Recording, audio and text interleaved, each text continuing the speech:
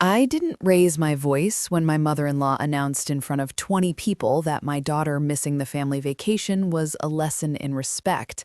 I just looked at her and smiled. People thought I was calm. Inside, I was memorizing every second of her arrogance, because the moment she smirked, I knew she'd crossed a line she could never walk back from. And 3 days later, her whole world began to collapse. I was still holding the empty drawer where my daughter's passport was supposed to be when she said it. That smug little sentence that scraped every nerve in me. Maybe next time she'll learn to listen. My daughter's eyes were red, her suitcase zipped, her hopes crushed. 5 months of planning, 5 months of excitement, all stolen in one petty act of control. I didn't explode, I inhaled once slowly. People who mistake silence for weakness always regret it. When I first met her, she clung to politeness like it was a performance she enjoyed too much. She hugged too tightly, overpraised too quickly, inserted herself too eagerly. I didn't see it then, her hunger for control disguised as affection.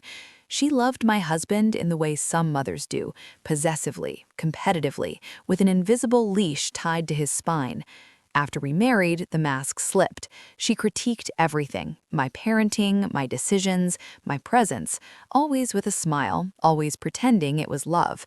But the day she hid my daughter's passport, that was no longer about me.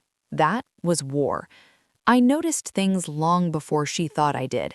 The way she misplaced my daughter's homework during sleepovers, how she whispered, "Your mom is too strict," when she thought I wasn't listening, how she tightened her grip around my husband anytime my daughter and I got closer to him. But the passport, that was her masterpiece of manipulation. The security camera in the hallway caught everything. Her stepping into my daughter's room, checking over her shoulder, and slipping the passport into her oversized tote. I watched it twice, not to confirm it, but to burn her intentions into my memory. I wasn't heartbroken, I was done. I didn't confront her that day, I didn't accuse her, I didn't even ask about the passport. People like her feed on drama, so I starved her. Instead, I planned. 3 days, that's all I needed. I called my attorney, who already owed me a favor.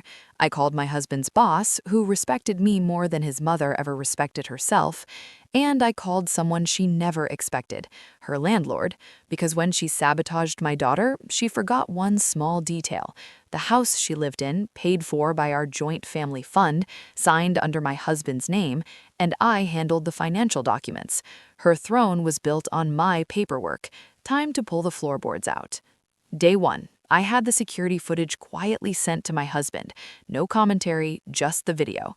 He watched it 5 times. His silence afterward wasn't calm, it was devastated. Day 2, I initiated the withdrawal from the family fund. Her rent support gone, her bills transferred out of automatic payment.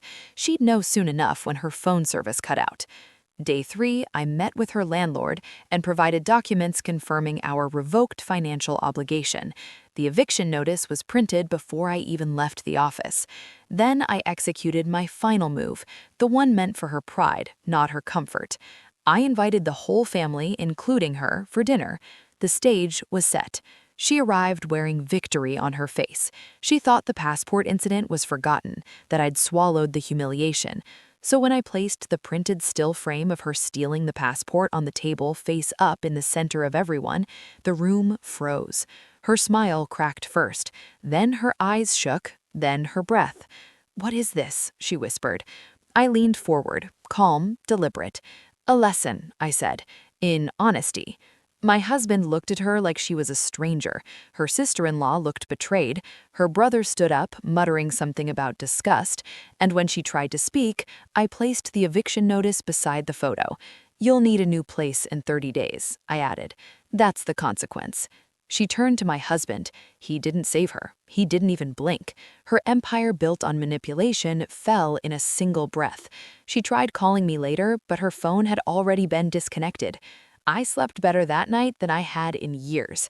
My daughter and I took our vacation the next month, just the two of us. She smiled the entire flight. As for my mother-in-law, she finally learned respect. The real kind, the kind that comes when you realize the person you underestimated was simply waiting for the perfect moment to end your reign. And I did. quietly, efficiently, completely.